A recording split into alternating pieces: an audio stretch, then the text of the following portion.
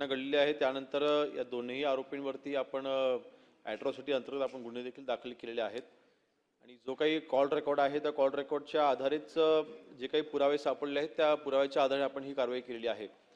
आपला जो प्रश्न आहे की किमान आपण इथे जी शंका उपस्थित केली आहे की ते जे कुटुंब आहे त्या कुटुंबाला देखील संरक्षण देणं आवश्यक आहे। तर अध्यक्षमध्ये जर का जामिनावर बाहेर आल्याच्या नंतर जे काही पीडित कुटुंब आहे त्या पीडित कुटुंबियांना जर का अशा पद्धतीने धमक्या वगैरे त्यांच्याकडनं आलेल्या असतील तर नक्कीच त्याच्या अनुषंगाने देखील आपण कारवाई करू।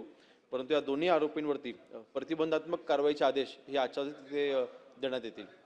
मी आपल्याला आश्वस्त करतो की पोलीस प्रशासनाकडनं किंवा कुठल्याही पोलीस अधिकाऱ्यांकडनं या आरोपींना कुठल्याही पद्धतीचं समर्थन होणार नाही किंवा ही संपूर्ण चौकशी ही निष्पक्षपणे झाली पाहिजे याकरता जे वरिष्ठ अधिकारी आहेत त्यांना या आजच ह्या बाबतीमध्ये सूचना ह्या देण्यात येतील। अर्थात अध्यक्षमध्ये पीडित कुटुंबांना संरक्षण देण्याची संपूर्ण जबाबदारी ही घेतली जाईल। त्या कुटुंबाला कोणीही हात लावणार नाही, त्याला पूर्णपणे संरक्षण हे दिलं जाईल आणि जर का तक्रार दिल्याच्या नंतर देखील दखल घेतली गेली नसेल तर त्याची देखील चौकशी त्याच्यावर देखील कारवाई होईल।